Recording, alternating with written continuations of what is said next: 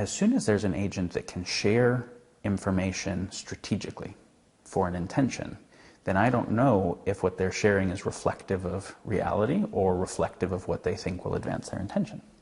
And that's kind of the key distinction, is that the moment we get abstract signaling, which language allows us, and the ability to kind of forecast and our ability to model each other, and your well-being and the basis of your agency doesn't seem coupled with my well-being and the basis of my agency perfectly. In the case of the partner wanting to cheat and get away with it, right, there's a decoupling of well-being and agency. In the case of if I'm a marketer of a product and I want you to purchase it, whether my product is actually the best product or not, whether a competitor's product is better, whether you need the product or not, I want you to think that you need it and to think that mine is the best, right? So there's a breakdown between what seems to be in my well-being and what seems to be in your well-being. So wherever there's any misalignment in agency, and there's the ability to share signal for strategic purposes, then you have a basis to have signal that's being shared that isn't just truthful, right? So then we look at, well, where is that happening? And it's fucking everywhere, right? To really gross or subtle degrees, pretty much everywhere.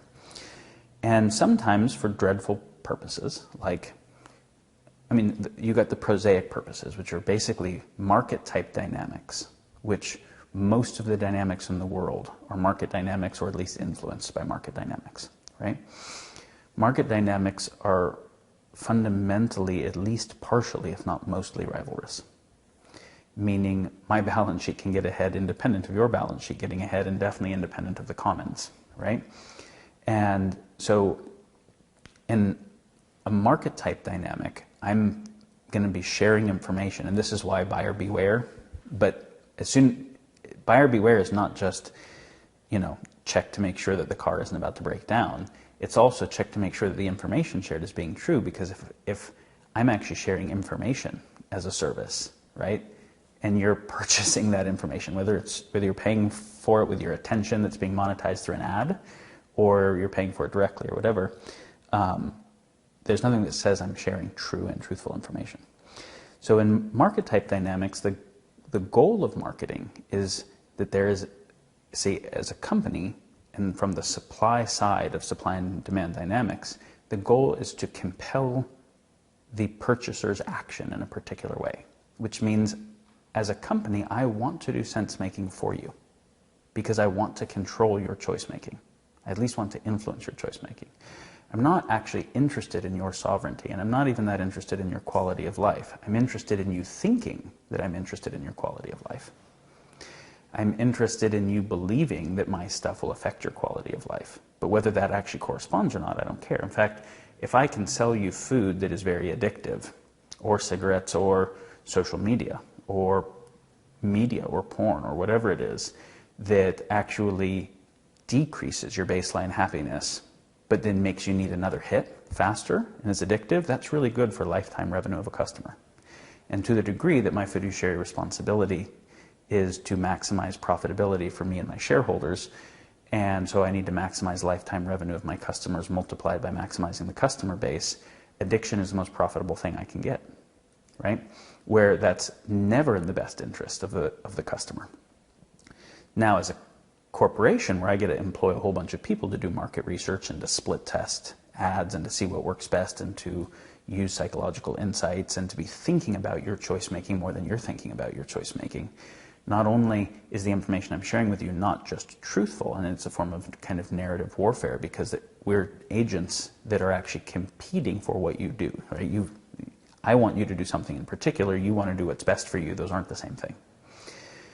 But it's actually an asymmetric warfare because I have a lot more ongoing team and focus now, especially as you start to look at a big corporation empowered by AI and big data and et cetera. It's radically asymmetric info warfare that you don't even know is happening, right? You don't even know you're engaged in. So we can see that, but all the way down to the little guy in a market, right, who's just peddling wares. His incentive is to compel people to buy the thing, not to really adequately inform them that he just marked the price up a lot from where he got it down the way, and if they go down the way off the beaten path, like the other stuff is better, And so this is ubiquitous, right? Okay. And then as we're exploring reasons that people share things that are not fully truthful and representative, there are, of course, things worse than this. This is, I would say, most of where the distortion comes from, is agency misalignment. Well, it's always agency misalignment, right? Mostly we'll call that market, but any sources where you have some agent, whether it's a company or a country or a person that can think about their own well-being independent of the well-being of other agents and or the commons, then there's a basis for them to optimize their well-being with some externality. In the same way we externalize cost to the environment, we can externalize a cost to the information environment. An externalized cost to the information environment is like disinformation is pollution to the information ecology, right? That's a kind of a good way of thinking about it. And as ubiquitous as pollution is, where we see that the snow on the top of Mount Everest is full of pollution, right? Of many different kinds, I would say information ecology pollution is more ubiquitous because it's not just big industrial players doing it, it's everybody doing it, and you can't even see it as clearly. But even people will create distortions in information for seemingly positive reasons. Like, first there's kind of innocuous reasons, like, okay, I'm going to write a testimonial or an endorsement for my friend's book because they're my friend. Even though I think there's stuff wrong in their book. It wouldn't be that gracious of me to say that. And maybe there's some game theoretic stuff in there, like they wrote a nice testimonial for my book and I want them to keep doing that. And so my giving the endorsement of my whatever credibility that other people proxy their sense-making to me, I'm now proxying that credibility over here, is not necessarily true.